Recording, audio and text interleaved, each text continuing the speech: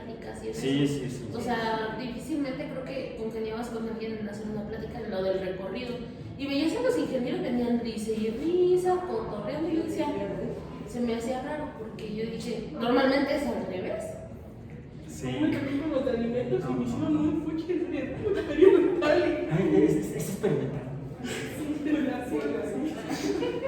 Sí, no saben que tenemos nuestro corazoncito los biólogos experimentales. No hay de todo política, aunque sí, si uno hace una distribución gaussiana, un estudio poblacional dentro de la especie Homo experimentalis, subespecie más bien, Homo sapiens experimentalis, se encuentra uno que estamos en una de las bolitas de la curva de distribución normal. Y sirve que entramos en nuestro tema de hoy. Finalmente nos queda como 5 minutos, ¿no es cierto? Estamos a 29. Mejor que familia de Chabelo. A 29 de agosto. ¿Por qué hacerlo aburrido si podemos hacerlo divertido?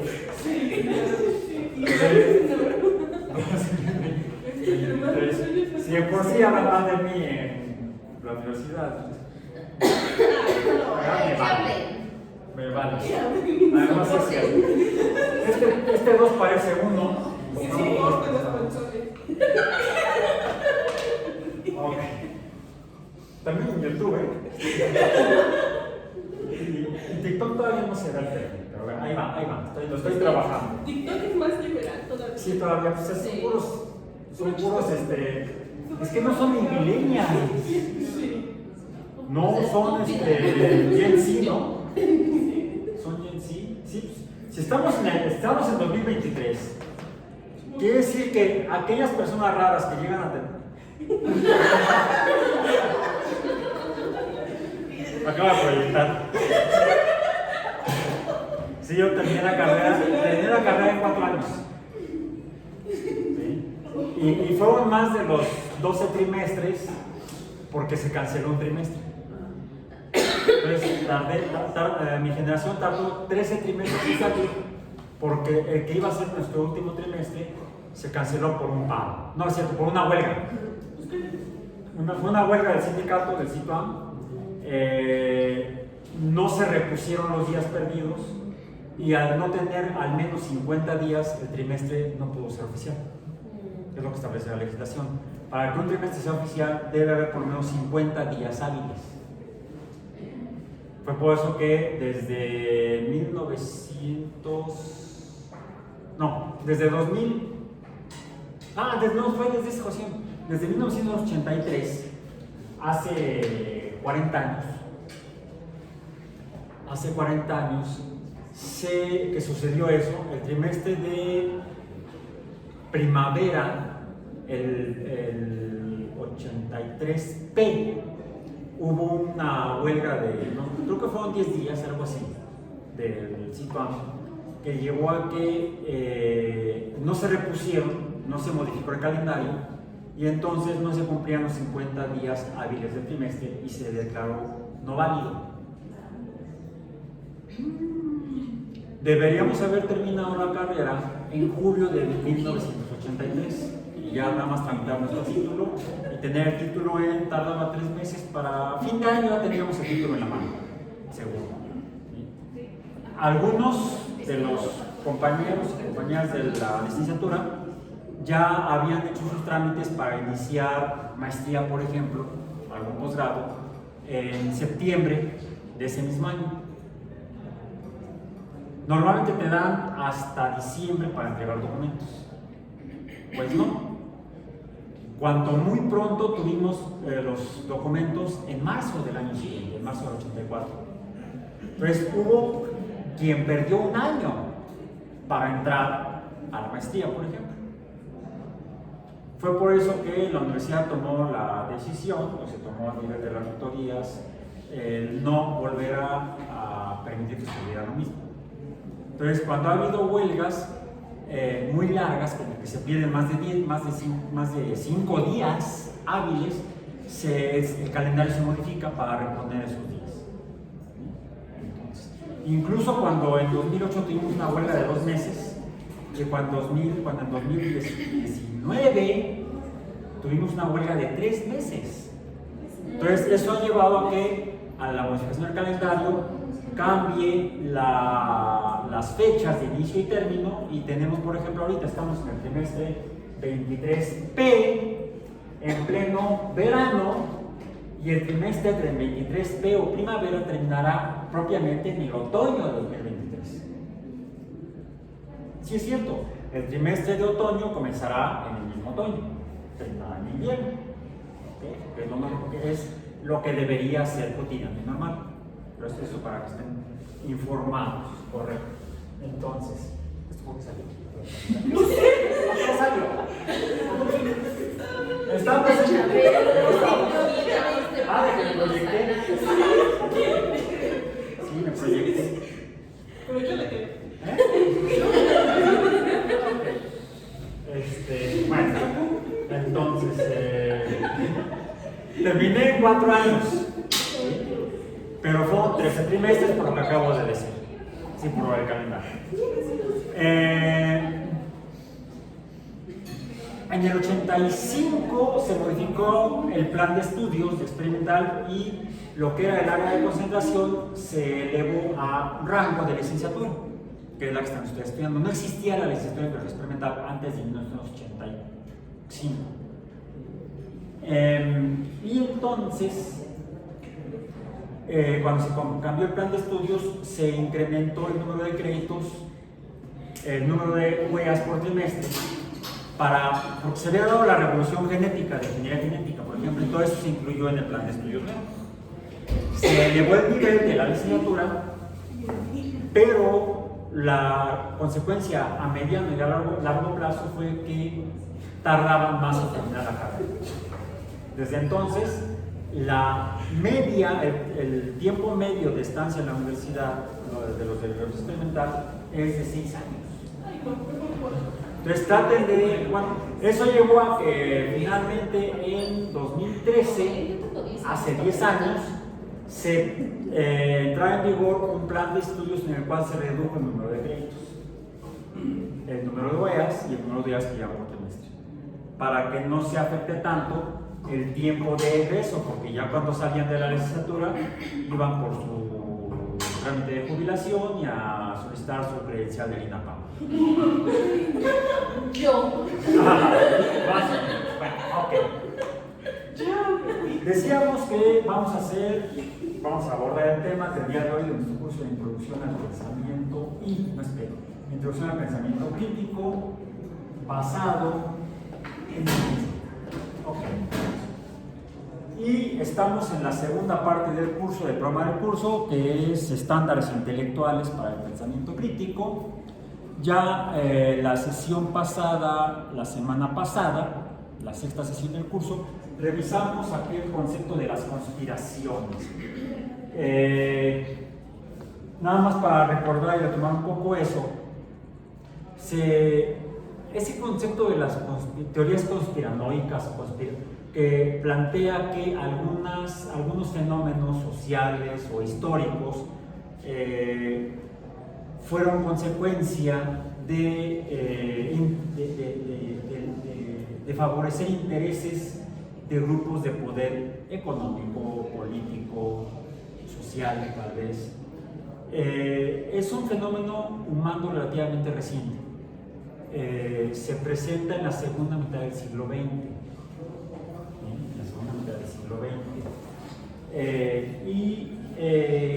Aparentemente un detonador de este tipo de ideas, de gente que se presenta como escéptica, o sea, no creyente de afirmaciones históricas,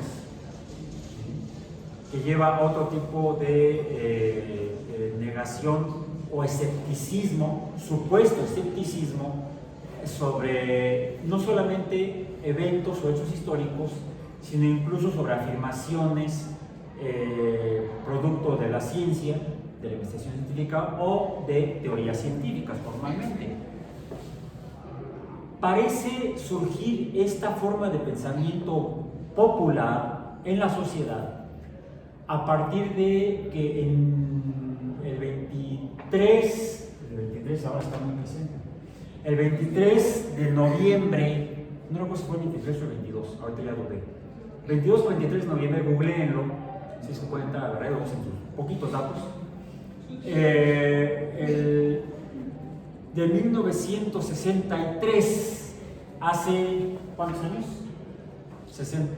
60 años, fue asesinado el presidente de los Estados Unidos, John Fitzgerald Kennedy. Cuando estaba formalmente en un acto de campaña para su reelección como presidente, durante una visita que hizo a la ciudad de Dallas, en el estado sureño de Texas, de los Estados Unidos. Entonces, después de que aterrizó el avión en el aeropuerto, abordó la limusina convertible o descapotable, sin techo, sin todo, presidencial, y ahí iba con el gobernador de Texas, con las esposas de ambos y el chofer, el chofer nada más, iba el chofer manejando, el gobernador en el asiento delantero, con él iba su esposa, creo, y atrás iban Kennedy y su esposa, Jackie Kennedy. De hecho iba Jackie de este lado, a la izquierda, Jack, le decían Jack a John Kennedy de la derecha. Y al pasar por una plaza, la Plaza Daly, que alrededor tiene unos edificios, pues le dispararon y le dieron creo que 3 tiros. Aparentemente no recuerdo si fueron 2 o 3 balas las que hicieron blanco. Una entró por la espalda, salió por el cuello, y la otra le dio aquí. Nada más se ve en la filmación que hay, se ve como está muy feo. Creo que hay 2 filmaciones que muestran ese impacto de balas sobre la cabeza del presidente Kennedy. En ese momento murió. Se atrapó finalmente al que se reconoce históricamente como el asesino, un ex soldado norteamericano, que decían que era muy mal tirador. Se le confiscó, se encontró un rifle que luego se encontraron los documentos que mostraban que era propiedad de él mismo, de esta persona, Lee Harvey Oswald, y con eso pensaban llevarlo a juicio. Lo atrapan pocas horas después, cuando iba saliendo de un teatro, un cine, creo, en Dallas. Lo hacen la investigación y entonces se dan cuenta que es el principal sospechoso. Y cuando va a trasladar de la estación de policía ya a una prisión, pues una persona se acerca, le dispara y lo mata.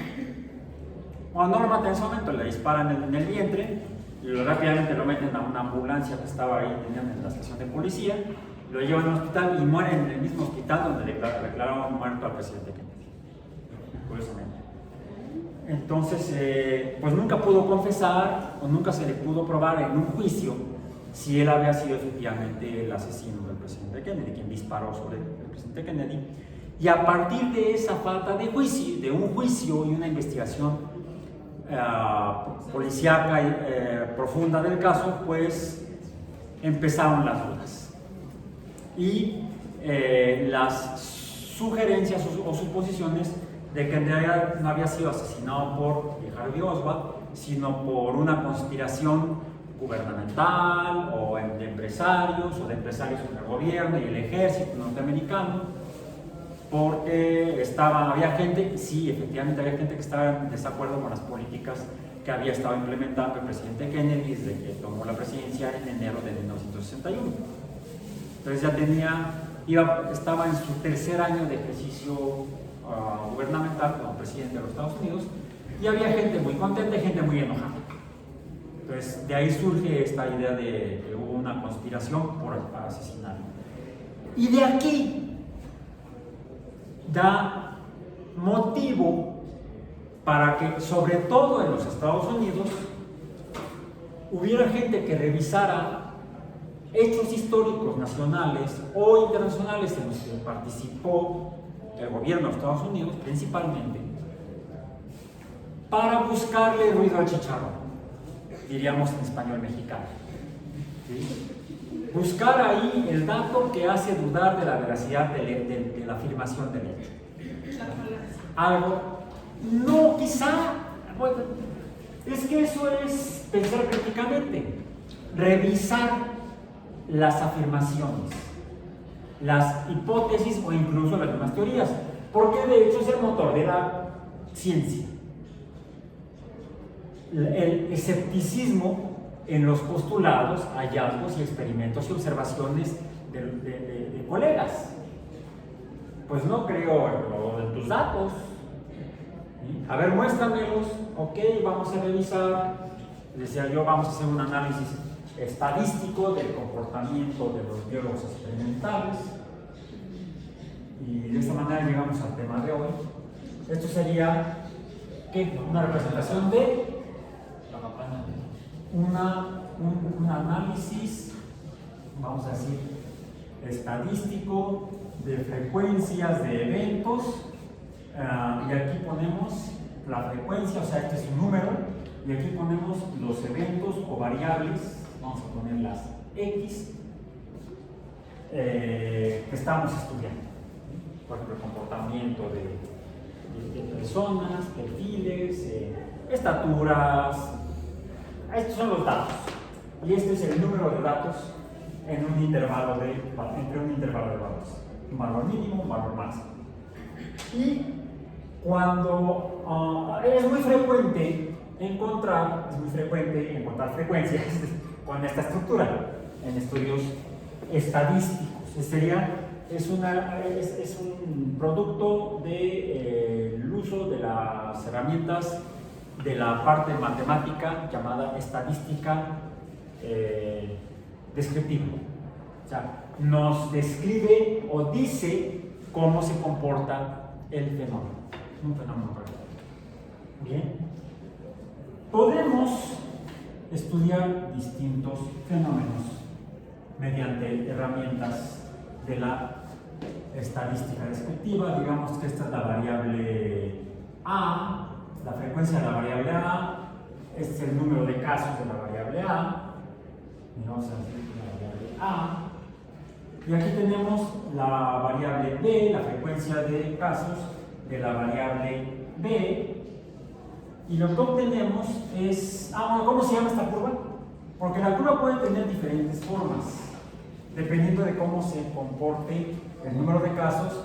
Por ejemplo, cuando estudiamos poblaciones en genética, usamos eso, por ejemplo, para hacer evaluaciones de rendimiento en la producción agrícola o calidad de productos agrícolas. Por ejemplo, calidad, recuerdo haber hecho en clase de genética, mencioné que tomé como YEL de genética, y ahí hacemos estudios donde vemos, por ejemplo, características de, recuerdo haber hecho una práctica o experimento en la que revisamos dos poblaciones diferentes de maíz, de dos poblaciones diferentes humanas, de dos lugares geográficos distintos. Uno era en Puebla, conseguimos maíz en los laboratorios de la Productora Nacional de Semillas, que dependía en ese tiempo de la Secretaría de Agricultura y Ganadería, y fuimos a tomar, las oficinas estaban ahí junto a los viveros de Coyoacán. Ahí está. Entonces ahí fuimos por dos muestras de maíz, pero pedimos que nos dieran una bolsita con muestras de maíz de dos lugares distintos, incluso en diferentes estados de la República. Y conseguimos una, recuerdo que era de Puebla, y otra era creo que de Guerrero.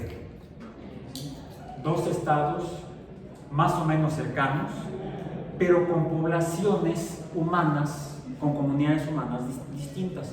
En particular nos dio, la de Puebla era donde había una comunidad de menonitas, ya gente descendiente de inmigrantes alemanes, principalmente, que son chistosos porque supuestamente no deben usar tecnología, pero eso usan tecnología, porque sus creencias religiosas les prohíben usar tecnología, pero usan tecnología, por ejemplo, para su producción agrícola. Pues ¿cómo creen que hacen los quesos? No quiero averiguarlo. Aunque son fabulosos, pues no quiero averiguarlo. Y en Guerrero era una comunidad rural con ciertas deficiencias técnicas para regresar. Y encontramos que mientras que la curva de distribución mejor que empezamos las semillas, que es una balanza analítica. Entonces, la variable era la masa de las semillas, ¿sí? Desde las más livianas hasta las más masivas, sería en física, y encontramos una distribución en el caso de la población del maíz de Puebla que tenía esta forma. Corría hacia la derecha. Sigue por acá. Esta es lo que se llama una curva con K, kurtosis positiva. Mientras que encontramos que la de Guerrero tenía esta distribución.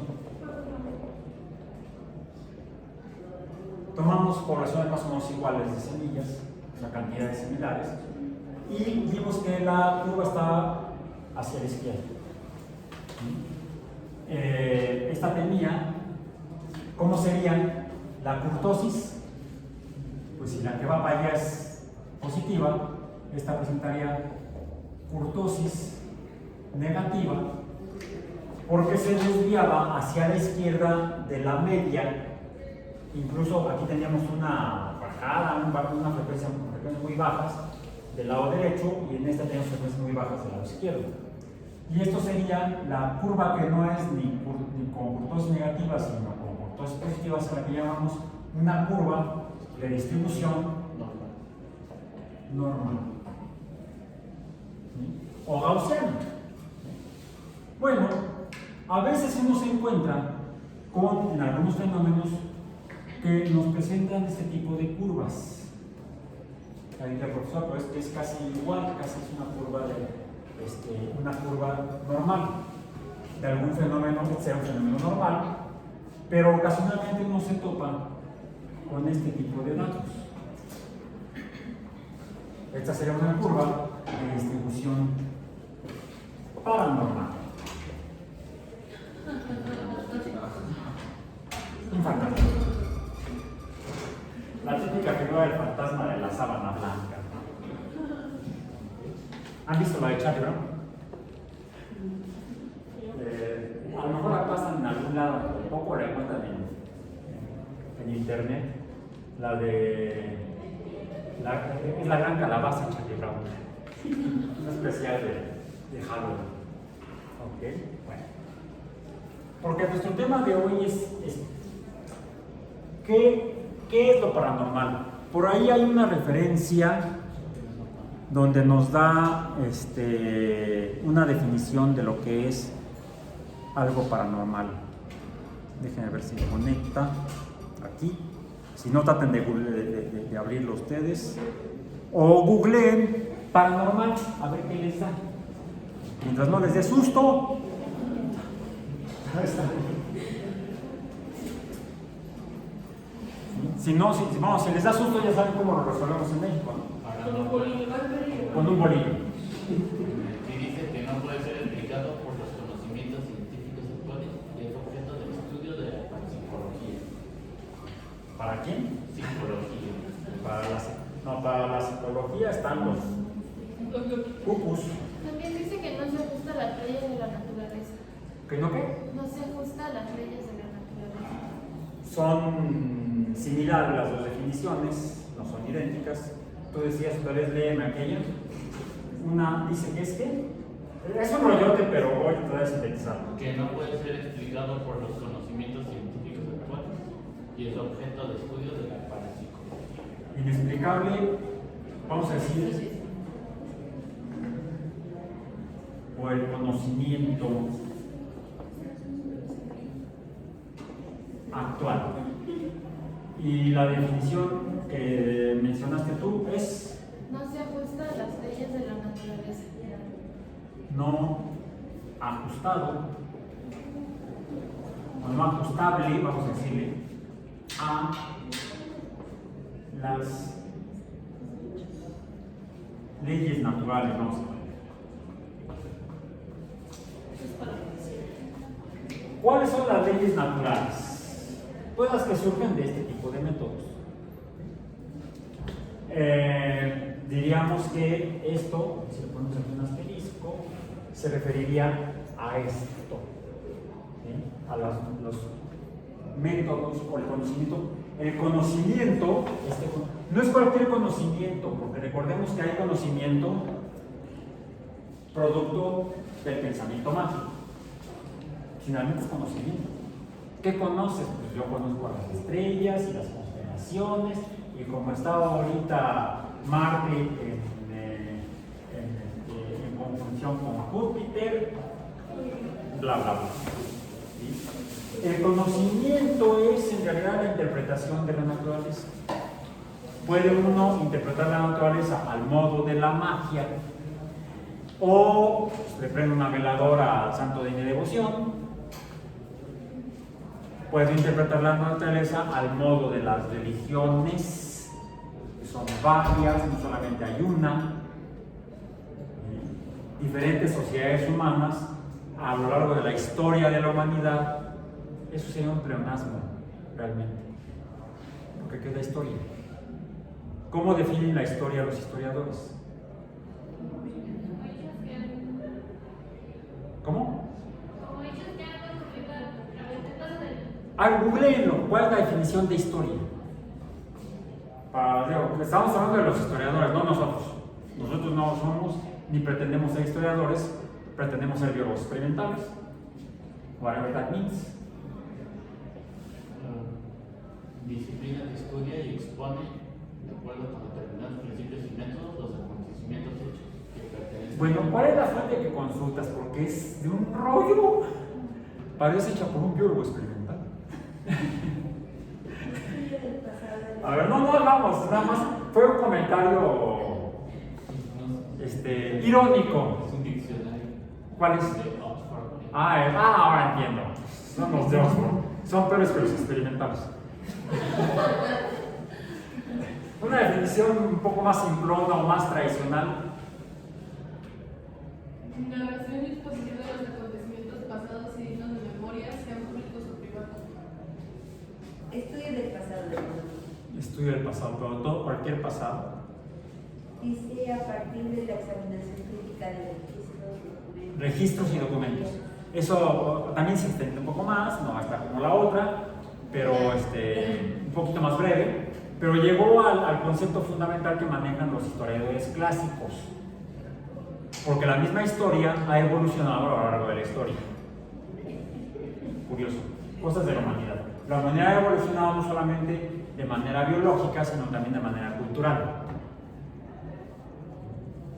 La misma historia, ¿a quién se considera el padre de la historia? Pues googlealo otra vez, aunque sea en el Oxford.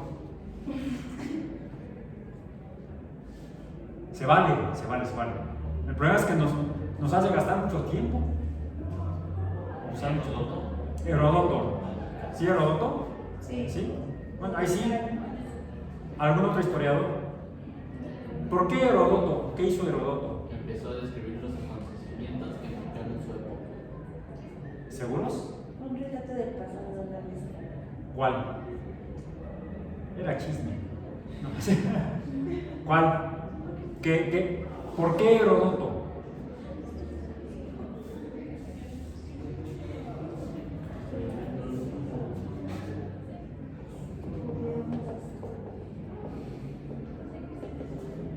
El mundo y los acontecimientos. Registro en documentos. ¿Perdón qué? Documentos. Perdón, ¿qué fue lo que dijiste? ¿Yo? Sí. Solamente de que describimos los acontecimientos que marcaron su Pero ¿cuáles fueron? ¿Cuáles? ¿Cuál? Causas que provocaban las guerras que vivió en ese momento histórico. ¿Cuál? ¿Cuáles guerras? ¿Cuáles eventos de su... A ver, si no sabemos cuándo vivió, no podemos cuál fue su momento o su época histórica.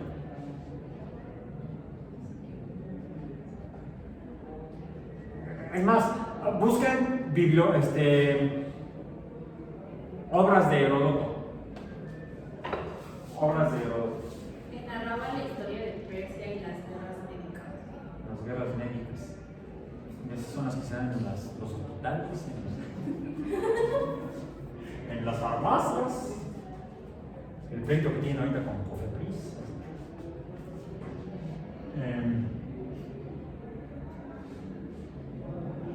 Y fíjense, habla de guerras. Por ejemplo, más. Si no te rindas, no te rindas. Aquí vienen varias chistes. Tiene que espías griegos en Sardis, batalla de Himera, topografía de Termópilas, batallas de Termópilas. Guerras.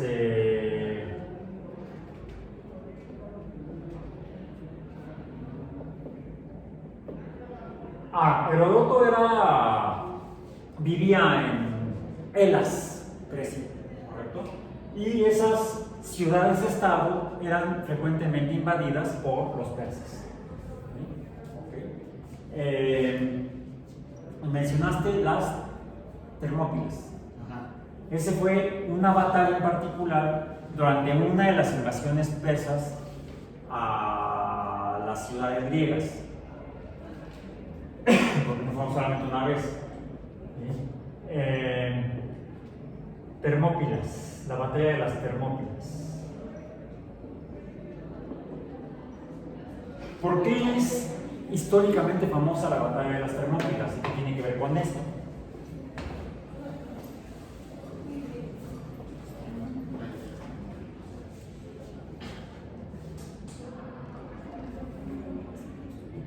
Vamos a referirnos un poquito todavía al tema anterior de las conspiraciones.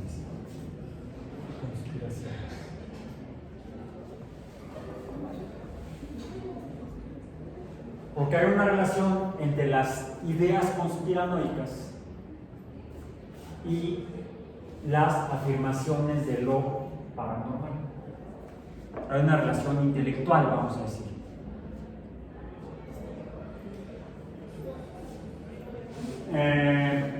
Termópilas. ¿Cuál fue la batalla de las Termópilas y por qué es famosa esa batalla? La batalla de las Termópilas tuvo lugar durante la Segunda Guerra Médica, donde una alianza de polis griegas lideradas por Esparta y Atenas se unieron para detener la invasión del Imperio Persa en Egipto.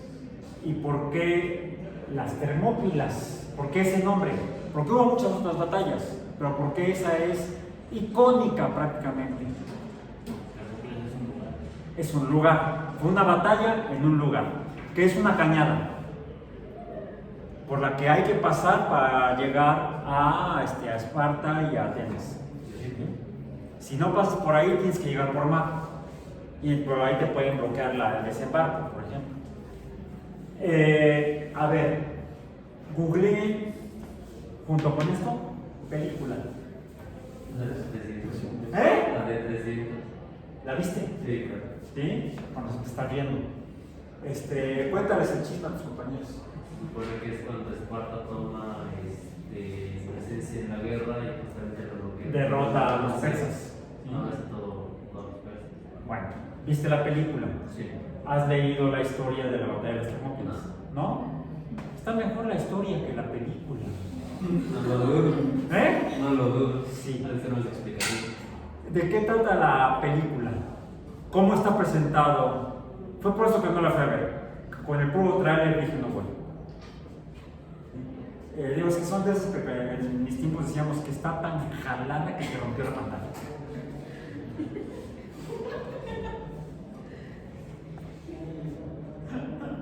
Sí, es que se va de la fantasía hace rato lo mencioné, se vale usar la creatividad, el intelecto, el raciocinio, la corteza cerebral para esa imaginación, llevarla más allá de la realidad, pero no exagerar. ¿Sí? Bueno, es mi punto de vista muy personal. Como punto de vista personal es criticar, ¿correcto? Pero, ¿cómo está hecha la película? ¿Qué presentan? ¿De qué trata? ¿Qué le ponen? ¿Hacia dónde se van haciendo un uso excesivo de la libertad creativa? De cómo solamente 300 hombres, solamente porque se vio rompen. ¿No salieron por ahí unos cuates medio raros, unos monstruos? Unos deformes. Unos que dan como deformes. Como deformes. Sí, menos personas. Históricamente sí, hay varias fuentes con las cuales se ha podido reconstruir el hecho histórico de la batalla de las Termópilas. Y sí, finalmente la guerra la perdieron los griegos. ¿Sí? La guerra final había sido como la versión de la intervención francesa en México. ¿Sí? Ganamos la batalla de Puebla, pero perdimos la primera etapa de la guerra. La perdió a la República Mexicana, presidida por Benito Juárez. Fue por eso que agarró al gobierno y se fue con el gobierno, se convirtió en un gobierno itinerante. El gobierno nunca se disolvió, nunca renunció, nunca lo atraparon, nunca lo removieron del gobierno de este país. ¿Okay? Pero llegaron los franceses a apoyar a alguien que querían imponer como gobernante de los mexicanos. En uno de los primeros avances hacia la Ciudad de México, desembarcaron en Veracruz, tomaron Veracruz, avanzan hacia la Ciudad de México y las tropas francesas son detenidas en Puebla. Ganamos la batalla de Puebla. El informe del general Zaragoza, que por cierto era tejano, al presidente Juárez fue: las armas nacionales se han cubierto de gloria. Y ya ganamos la guerra, no ganamos una batalla, que fue lo que pasó aquí para los griegos. Finalmente, en ese momento histórico, la guerra la ganan los persas. Después sigue la historia, se recuperan las ciudades helénicas, más que griegas, helénicas, las ciudades-estado, y hasta que finalmente la cultura griega empieza a decaer, son invadidos por los romanos, Persia había decaído por su lado y se crea el Imperio Romano. Rápidamente, esa parte de la historia. En México, finalmente, no por lo que pasó en México, sino por lo que estaba pasando en Europa, para cerrar esta parte, este paréntesis histórico y entender un poco esto, la parte de la historia son registros de documentos donde todo lo que les estoy ahorita mencionando está escrito en diferentes libros de historia, tomado por los historiadores de los documentos donde se registraban esos eventos. Esos documentos pueden ser publicaciones periodísticas o documentos oficiales de los gobiernos involucrados, en el caso de la intervención francesa en México. Tanto documentos del gobierno mexicano como documentos del gobierno francés, que estaba encabezado en aquel tiempo. Francia era una monarquía, estaba reinando en Francia como emperador Napoleón III. ¿Sí era Napoleón III, creo? Ahí verifiquen por favor la época, quién era quien reinaba en Francia durante la intervención francesa en México. Pero había otros conflictos entre países en Europa, y es lo que lleva a Napoleón a retirar las tropas que tenía en México y dejó al pobre Maximiliano descobijado, y entonces eso lo aprovechaban los republicanos para retomar el control del país, capturan en Querétaro a Maximiliano, y lo demás es historia. ¿Sí? Basada en documentos. Pero por ahí surgen los escépticos. Vamos a ponerlo con rojo para que se note. Es el escepticismo, ¿así se escribe? Verifiquen, o es con X. Es con X aquí, ¿no? Por favor, corríjanme la ortografía. ¿Es X sola? No, es X. X. ¿Ese? No, a ver. S y C. S y C. Estaba bien al principio. ¿Al principio? ¿Ese sí? Ok, escepticismo. Sí. En inglés es skepticism, SK. Ok. Les voy a decir que casi siempre lo que me lleva al respecto es en inglés. Por eso me falla la ortografía española. Ortografía hispana. Me lo escribo mejor en inglés a veces. Bueno, algún día escribí en español. Ok. El escepticismo. ¿Qué es el escepticismo? Otra definición, por favor. ¿Qué es el escepticismo? Rápidamente, por acá quiero más participación de otro lado, me gustaría una distribución más gaussiana de la participación del grupo. Porque tenemos curtosis hacia la izquierda del salón, hacia la derecha más bien, curtosis positiva.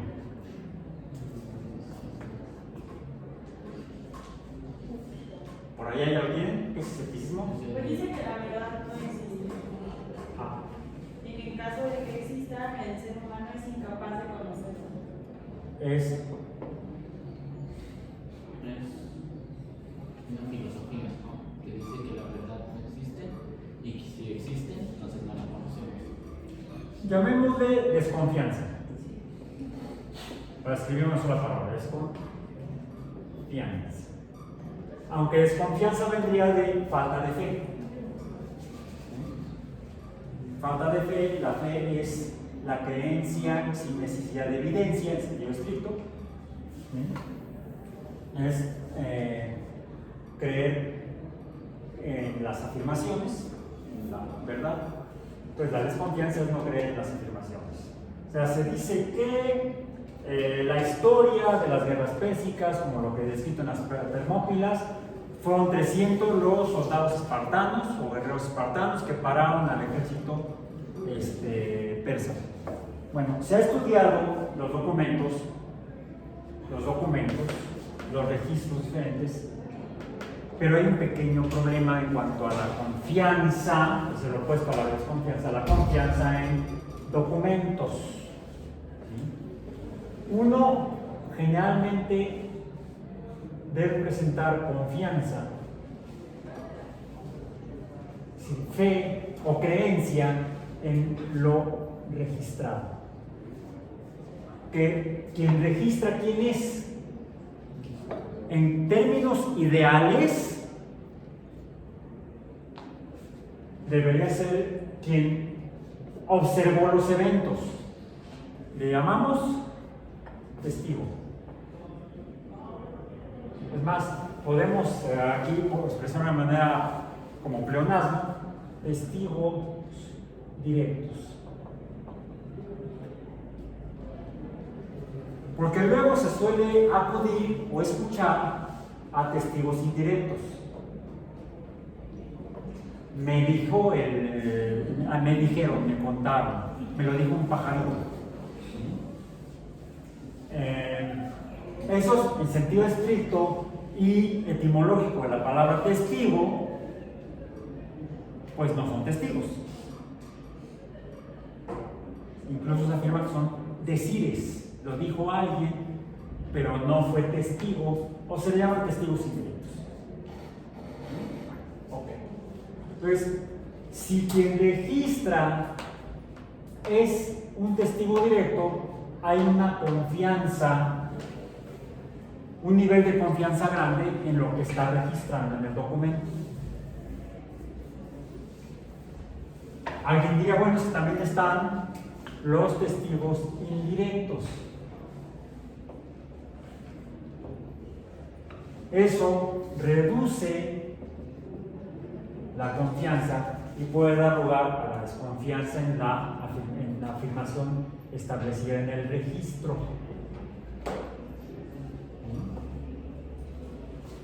Pero hay otro factor que puede incrementar todavía más la desconfianza. Y es que aún el testigo directo y o el indirecto puede estar, decimos, sesgado. por prejuicios, creencias, pensamientos propios, aversiones o filias, intereses, y eso es lo que alimenta a la desconfianza en los registros históricos. De ahí que, por ejemplo, retomando lo de la conspiración del asesinato de Kennedy, que fue el aparato militar norteamericano el que lo mandó matar, pues se ha llegado por parte de los así llamados escépticos, que no es un escepticismo real, sino que es un escepticismo que apunta hacia acá, o hacia acá, digamos sinceramente hacia las conspiraciones, por los conspiranoicos. Actualmente uno puede encontrar afirmaciones de este tipo, por ejemplo, sobre el ataque a Pearl Harbor por los japoneses y la consecuente entrada de los Estados Unidos a la Segunda Guerra Mundial. No, sí sabían del ataque, pero se hicieron locos para que tuvieran el pretexto para entrar a la guerra. Cuando la sociedad americana ni siquiera pensaba así. Bueno, no solamente se parte de 1963 con el asesinato de John F. Kennedy, JFK para los cuates, ¿sí?, sino que este tipo de pensamientos o ideas han llegado al día de hoy, al siglo XXI, vamos a decir. De hecho, hay una conspiración norteamericana, teoría conspiranoica, que llaman teorías, eso lo podemos hablar después, de este siglo, que es la de el 9/11. Llama por teléfono, es una urgencia. No, perdón. Así. Septiembre 11, el ataque a las Torres Gemelas, que fue un trabajo interno, que fue el FBI, e incluso estamos ya en momentos actuales, como por ejemplo, hasta en cuanto a lo, ¿cómo le llaman ahora? Antes les decían ovnis, se llaman UAPs, ¿no? UAPs, en inglés, UAP, Unidentified Aerial Phenomenon, fenómenos aéreos no identificados. Se oye más bonito, además pensar en marcianos. Algo similar ocurre en cuanto a lo paranormal, pero se distingue de esto porque esto está ubicado en el contexto de las conspiraciones son sobre eventos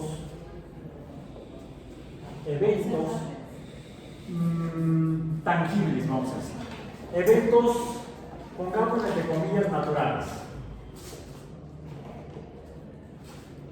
o normales. Sí, pues que un avión se estrelle contra una torre y la tire, pues es normal. Sí. Digo, es normal que se caiga el edificio, no que vayan por la vida los aviones tirando aviones, no. No, se vio y están las N filmaciones, fotografías, como se ve que dos aviones diferentes chocan contra las dos torres, dañan la estructura de las edificaciones y por eso colapsan. ¿Sí? O sea, esto es tangible.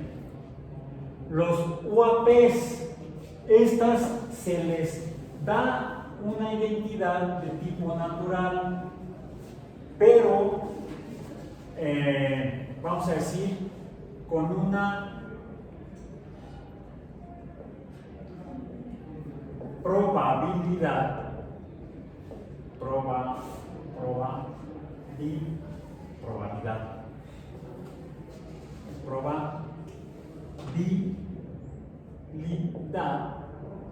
material.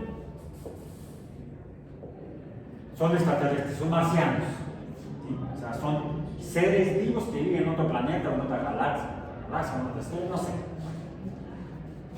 Lo paranormal, por definición, se dice que es no solamente no ajustable a las leyes naturales, sino que incluso está más allá de la Lógica. naturaleza, no, naturaleza. De hecho se le dice supranormal, paranormal. O sea, paranormal, de hecho la raíz para significa más allá de, así como que está del otro lado. Correcto. Por ejemplo, la usamos en química, o lo usamos en química el prefijo para, para la definición de las estructuras de los anillos aromáticos, de benceno en particular. Tenemos el nitrotolueno, donde el grupo nitro puede estar, el grupo nitro puede estar en diferentes posiciones del hexágono del anillo. ¿Sí? Hay 5 posiciones posibles. Si está en la posición opuesta al metilo, está hasta el otro lado, decimos que es el para-nitrotolueno. O sea, está más allá del anillo, está lo más lejano. ¿Correcto? Entonces, paranormal se refiere más bien a esto, a más allá de la naturaleza o de lo natural. Pero deberíamos decir de lo natural.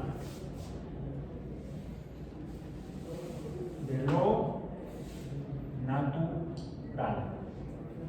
Y esto lo distingue, por ejemplo, de las suposiciones sobre Enanitos Verdes. Es cierto que sea una banda argentina de rock. Marcianitos Verdes. O del color que sea. Extraterrestres. Esto se le intenta dar una explicación de tipo natural, material. Esto no. Es al menos lo que se argumenta. ¿Qué ejemplos maneja la gente sobre cosas o fenómenos paranormales? Es decir, no solamente no explicables por conocimiento actual, porque alguien dice, bueno, vamos a conseguir conocimiento mañana, entonces ya se puede explicar. No, siempre apela, tanto este como este, a que la esencia o la base o la naturaleza del fenómeno está más allá de lo natural o del mundo material físico. Eso es estrictamente lo que como se define o describe lo que está en el ámbito de lo paranormal. ¿Correcto? ¿Qué tipo de fenómenos generales o ejemplos han escuchado ustedes o conocen que la gente aluda a que se trata de fenómenos paranormales? Yo mencioné aquí algunos, estamos si reviso mi acordeón del apunte del día de hoy, semana 4, 29 de agosto, sesión 7, ciencias paranormales, y pongo 1, 2, 3, 4, 5, 6 términos de ejemplo, que podrían ser ejemplos de fenómenos o cosas paranormales. La primera que menciono es espectros. Espectros. Entonces sacamos aquí una lista. ¿De manera? Los fantasmas. Fantasmas. Ahí está. Entonces serían, por ejemplo, 1. Espectros. Los espectros son fantasmas. Fantasmas. ¿Cómo los define la gente? ¿Pronto? El ¿Qué? diablo. El diablo. No estaría exactamente aquí, pero podría ser otro. Y ayer tuve una experiencia al respecto. No. Sí, lo vi. Me llevó el diablo. Sí, me llevó el diablo. No, fue es más, habría que ponerlo con maestro porque mucha gente lo adjudica a un ente, con el nombre de un ente, el diablo. ¿Cuál? Belcebú. ¿Cómo se escribe Belcebú? Nunca lo he escrito. Ajá. Z. Z. Belcebú entonces. Ajá. Beata. Con H. H. Belce H. No, es. Googleenlo. ¿Ya lo encontraste? ¿Ya encontraste el diablo? Según es con un H intermedio, pero no sé dónde. Belcebú. Vamos a ponerlo así, castellanizado. Belcebú. Entonces, mira, aquí está. Ah. Ya lo encontramos. Por razón no los quieren. No, pero es que esto está como en inglés, oye. No sé, se escribe así como es. Belcebú. Belcebú. Dice la luna. ¿La luna? Es que son cartas de la. Belcebú. A esto le hacía Newton. Newton le hacía esto. Estaba bien cucu el cuate, no sé qué tanto se metía. ¿Eh? Es más, ¿qué fue lo que descubrió Newton? Uno de sus más importantes descubrimientos científicos. No, bueno, como parte de el espectro. Electromagnético. No, todavía no. No, porque el electromagnetismo, el concepto del electromagnetismo se empieza a construir a finales del siglo XVIII y principios del siglo XIX. A partir de los hallazgos realizados inicialmente por. Era un danés, me fue el nombre. Ay, híjole.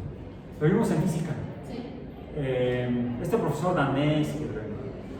Bueno, oye, lo que pasa es que ahorita cambié el switch.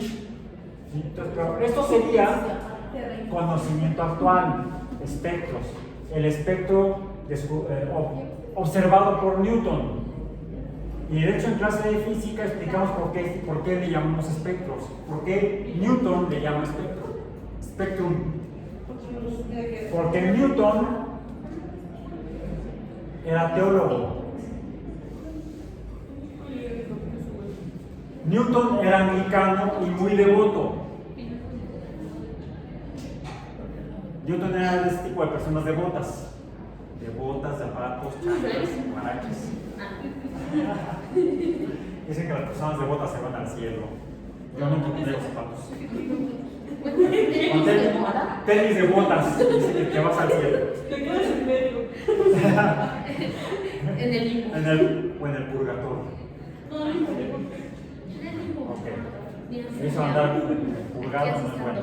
Ya estaba el seguro, lo puse castellanizado. De hecho, no sé. Ok. El seguro. ¿Otro nombre? Sotonos.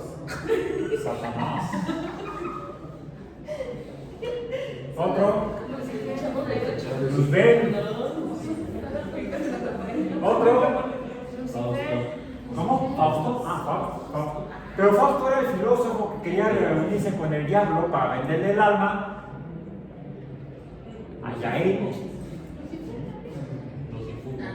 ¿Cómo? Lucifugo. Es el que mató a Juan Ramón.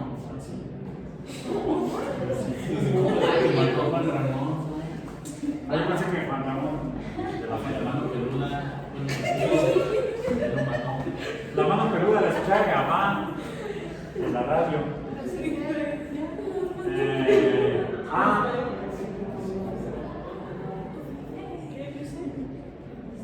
Básicamente. ¿Cuál es su nombre bíblico? ¿Samael? Sí, Samael. No sé. Según yo, ese fue un demonio. Sí. ¡Demonio! ¡Demonios!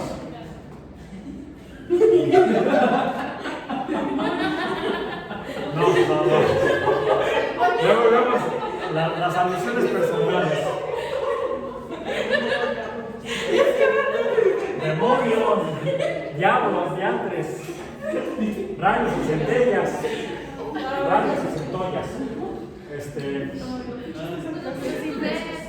¿Mandé? Lucifer. No, hay que fijarnos todos. Ok, Lucifer. Pero viene siendo el mismo o tiene problemas de personalidad. Vean la serie de Lucifer. Como el otro también. personalidades, ¿no? Aquel cuyo nombre no debe mencionarse. Entonces, cuyo nombre no debe mencionarse, entonces, no, Salinas de Gortari. No, ese es el innombrable. Okay. Lo mismo sucede para espectro, pero espectro tiene una raíz teológica, espíritu. Newton le pone espectro a lo que ve salir de la luz blanca del sol porque él lo vislumbra, lo imagina como el alma de la luz, el espíritu de la luz, el espectro de la luz. La próxima vez que vayan a hacer experimentos, ahorita vengo, voy a sacar el espíritu de la muestra.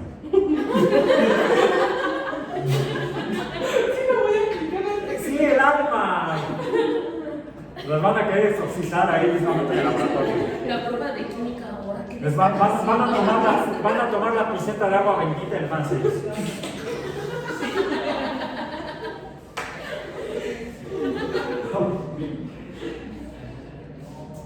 Hay un cuate que se promueve en internet como el comediante de la ciencia. No soy yo. ¿Decías? Sáltate el bautizo y le echas agua destilada al niño. Nada más debes estar segura de que es la piseta del agua destilada y no la otra.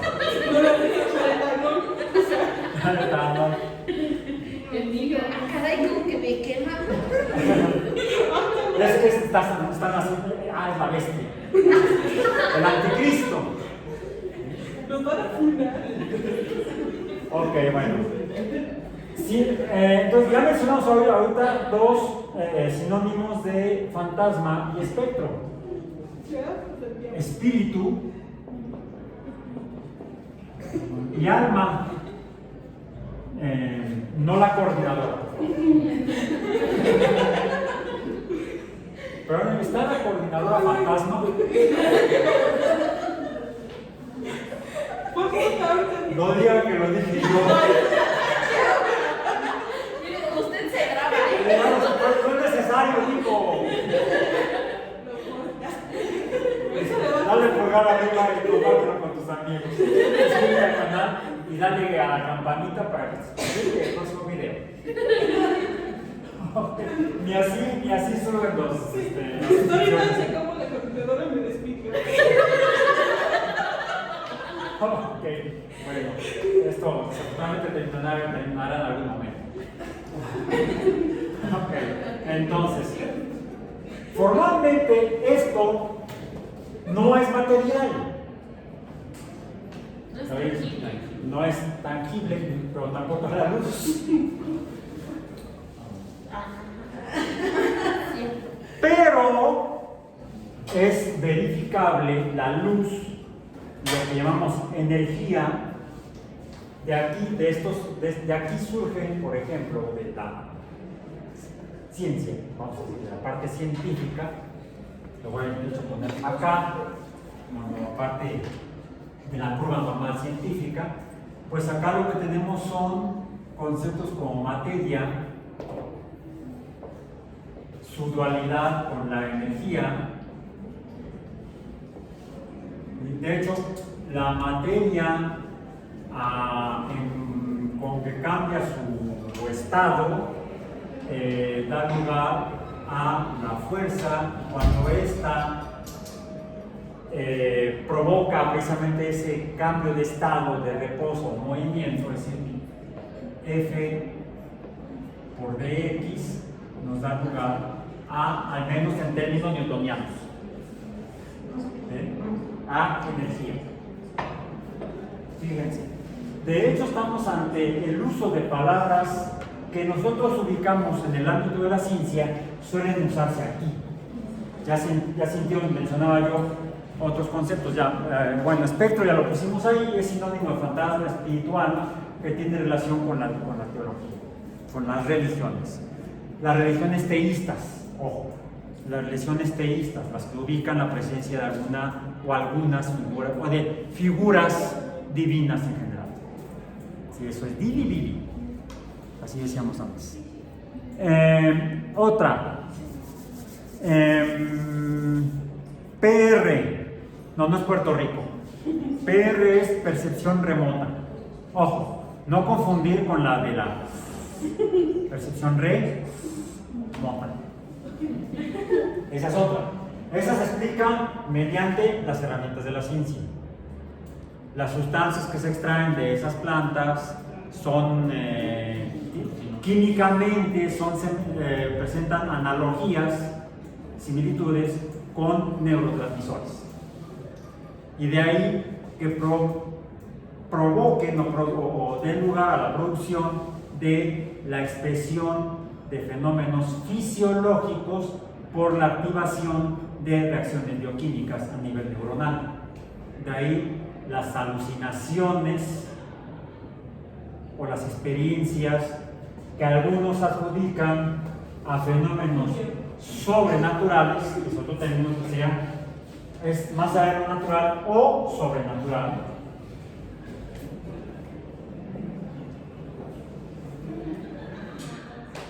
Incluso asociadas de esta manera como experiencias trascendentales espirituales. Estoy siendo crítico o escéptico real, este sí sería un escepticismo, pero un escepticismo basado en las herramientas y métodos y formas de la ciencia. ¿Correcto? De hecho, la ciencia por naturaleza es escéptica. No te creo los resultados. Enséñame tus apuntes, tu bitácora, las gráficas, las bandas de cromatografía, ¿sí? Las bandas del espectro electromagnético en la región en la que lo estudiaste.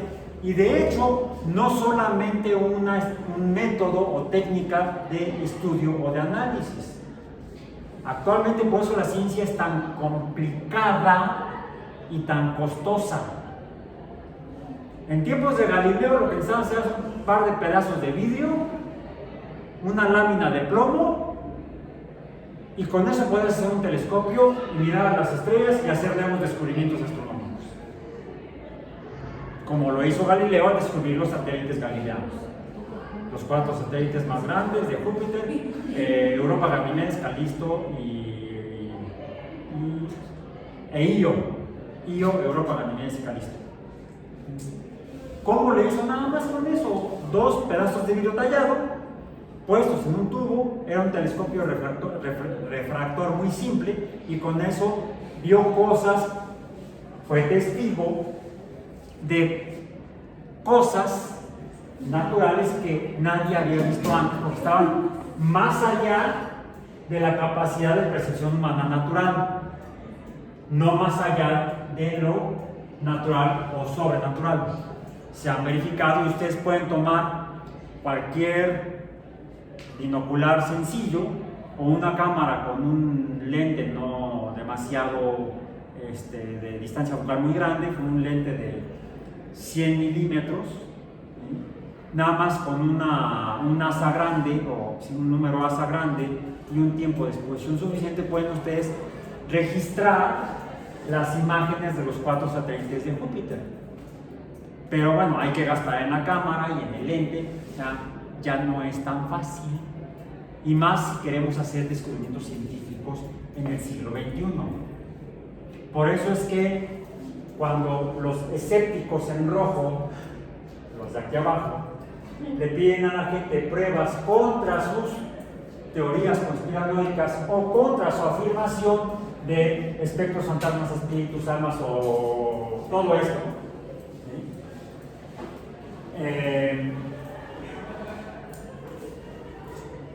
a veces no es tan económico, y menos si se quiere confirmar. Por ejemplo, hubo mucho tiempo, en cuanto regresando a la conspiración, la que revisamos fue la conspiración lunar, traje fotografías, pero las fotos que traje todas fueron de la NASA. Esto arriba decían cortesía de la NASA. Y es uno de los argumentos de los así autollamados escépticos conspiranoicos, de que se trató de una conspiración de la NASA para engañarnos a todos, porque nunca han ido a la Luna los astronautas de la NASA. Nunca fueron. Porque las fotografías que les mostré la vez pasada eran tomadas por una nave de la NASA que dicen que está orbitando la Luna. Eso es el contraargumento de los escépticos de la conspiración. Pues sí, hasta el día de ayer, o antier, hace un par de días, cuando la Agencia Espacial o la Oficina Espacial del Gobierno de la India publicó las primeras fotografías tomadas por su nave espacial que está orbitando la Luna, que ya bajó el robotito rodante y que ya empezó a moverse. También publicaron las fotos de ese robotito que aterrizó en el polo sur lunar. Bueno, por la órbita que tiene la sonda orbital lunar de la India, pues pasa por diferentes lugares de la Luna conforme va orbitando y pudo ya tomar fotografías. Lleva muy buenas cámaras, por cierto, cámaras de suficiente resolución, para poder haber tomado fotografías de el segmento de descenso, del módulo de descenso del módulo lunar de Apolo 11 y Apolo 12. Ya está la evidencia, el testigo es un robot, una nave orbital robótica directa. Son las fotografías que mandaron a la India y la Agencia Espacial de la India las acaba de publicar, que confirman, ya no está sesgado, porque fueran de la NASA, ya no está sesgado, ¿sí? Que es un hecho histórico el descenso de los astronautas en Lando. Ya no son solamente las fotos de la NASA, ya están las fotos de la India. Contraargumento de los conspiranoicos supuestamente escépticos. Es una conspiración indoamericana. Bueno, como decía aquel expresidente, hay juguetes preescolares presentes, no lo voy a decir. Ningún chile les incomoda. Bueno, por eso cuando publico los videos le pongo que no son para niños. Estamos hablando de tiempo. Así es, no, esto no. Percepción remota, PR. ¿Qué es la percepción remota? Ya explicamos lo que sea la percepción mediante la mota. Se puede explicar científicamente. Pero ¿qué es lo que la gente llama percepción remota? También le llaman percepción, no, esa es otra. Esa es lo que es la explicación que dan los que creen en esto a lo que se experimenta cuando se consumen sustancias que tienen compuestos químicos similares a los neurotransmisores. Empiezas a alucinar que estás en otro país o en otro planeta, y eso es lo que le llaman viaje astral. Y es una alucinación que es producto de actividad de la corteza cerebral por estimulación por sustancias externas o internas. Hay algunas experiencias que están ligadas a actividades religiosas, sobre todo de Medio Oriente. No, bueno, es que es diferente. La ayahuasca es una sustancia, es producto de una planta, si no me equivoco. ¿Sí? El peyote es un hongo, no es una planta. ¿Sí? Es de un filo diferente, un filo diferente, o una división diferente, podemos decir, dado que es botánica. No, porque si son hongos, no es botánica, es psicología. Bueno, son especies distintas, ¿sí? No son plantas los hongos. No, todo eso es por la ingesta de sustancias externas que tienen compuestos químicos similares a los neurotransmisores, ¿no? Hay algunas experiencias que se practican, son parte de los rituales de algunas religiones en la zona del Medio Oriente, cuyas experiencias trascendentales, como de tipo viaje astral, u otras, iluminaciones, por ejemplo, le llaman bien diferentes nombres. ¿Perdón? Sí, yo me abrí mi tercera. Sí, cuando me fui de. No me cuento. Seguía a mi perro, él iba corriendo, yo iba volando. Durante la pandemia me fracturé el maxilar en 3. Fue un nuevo máximo. Sé que tengo ahorita. Bien, bueno, entonces. No, todo eso es producto de sustancias externas que interactúan los compuestos químicos similares a los neurotransmisores con los neuroreceptores o con los receptores de las neuronas y dan lugar a la generación de imágenes y sensaciones que no son físicamente reales. No es que te pinchaste, ¡ay, me duele! Y estoy... No, porque son productos de estímulos externos, de sustancias externas.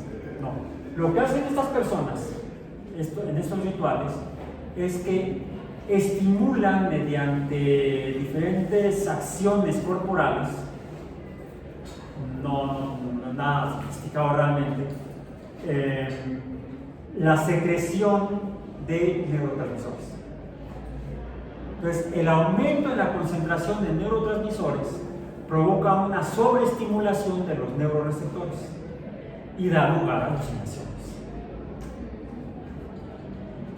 Por ejemplo, hay una práctica, yo lo he llegado a realizar. No he fumado ni tabaco. Lo más que yo consumir es alcohol y además con moderación. De vez en cuando un cóctel, un licor, una cerveza, un vinito, para acompañar algunos alimentos. Ni siquiera es cotidiano. Vamos, no. Soy tan aburrido que no soy ni alcohólico. No, es con precaución. Esto lo pueden hacer en casa. Nada más quiten todos los muebles alrededor. Porque puedes caerte y te puedes golpear. Ponte el casco de ciclista o el de fútbol americano, por si das el tablazo. La forma en la que lo hacen los sufíes, pues googleen, sufí o sufíes, creo que son ellos, incluso de visten especialmente con vestimentas rituales, empiezan a bailar girando de manera constante, mucho tiempo. Y vuelan. Pues digamos que vuelan sin meterse nada, viajan sin meterse nada. El mareo, producto de la estimulación por el movimiento, llega a producir suficiente concentración de neurotransmisores para empezar a tener experiencias como viajes espaciales. Quiten las mesas. No, el curso no te digo práctico con la pena. Bien, bueno, para terminar, la percepción remota se puede dar no como una percepción real, sino como una sensación producto de esta ingesta o producción excesiva de neurotransmisores. Le llegan incluso a llamar percepción extrasensorial. No es el partido de no sé qué social, no es eso. El PES. Pero eso sí, Sería lo mejor de otro. hasta hay ciertas prácticas donde se supone que llegas a esas prácticas de respiraciones para llegar a un punto También de relajación. puede ser por hiperventilación. Ajá. Entonces, el aumento de la concentración de oxígeno en plasma, que es muy peligroso, ¿sí? Porque el oxígeno es altamente oxidante, te puede llegar a dañar. ¿Sí? También llega a producir este tipo de efectos. Incluso el efecto opuesto. ¿Sí? Una hipoxia puede dar lugar a este tipo de fenómenos o de experiencias que la gente adjudica a esto. Como por ejemplo con la gente que tiene experiencias cercanas a la muerte. Como que estuvieron clínicamente muertos porque estuvieron sin pulso espontáneo durante un periodo muy largo y por el tratamiento médico llegan a recuperarse y a recuperar sus signos vitales y a regresar a la conciencia. Suelen expresar experiencias de tipo religioso, mágico o de esos tipos, pero porque están sesgados por sus creencias. Ahora, incluso hay narraciones, hay testimonios de gente que se declara públicamente o se ha declarado públicamente como no creyente o atea, pero la influencia cultural es tan grande que entonces empiezan a tratar de argumentar o de explicar la experiencia en el ámbito de lo conocido. Es semejante a algo que vamos a ver más adelante, cuando revisemos en particular la estructura de los pensamientos de tipo religioso. Y para cerrar, porque ya se nos está acabando el tiempo, nos queda un minuto, quiero nada más mencionar que están en el sitio web del curso otros tipos de fenómenos de tipo paranormal: la telequinesis o el movimiento a distancia, si es posible siempre que tengas un control remoto, y sistemas electromagnéticos y electromotrices, bla bla bla, pues sí, explicable por la ciencia. Pero la telequinesis, nada más porque te digo, en un momento se van a mover todos ustedes, porque va a terminar la clase. No es telequinesis, es simplemente que se acabó la clase, se va a acabar la clase. Es más, ya acabó. Nada más a las otras dos que están mencionadas, que son las buenas y las malas vibras, que tienen, a veces se asocian con estos mismos conceptos de tipo religioso. Hay una especie como de contaminación cultural de las religiones por el pensamiento mágico y el pensamiento mágico por el pensamiento religioso. ¿Sí? Entonces, mucho cuidado cuando hacemos interpretaciones. Y con esto terminamos nuestra sesión de hoy. Nos vemos el próximo jueves 31 de agosto para hablar de medicinas alternativas. Uy, se pone bueno. Ayahuasca.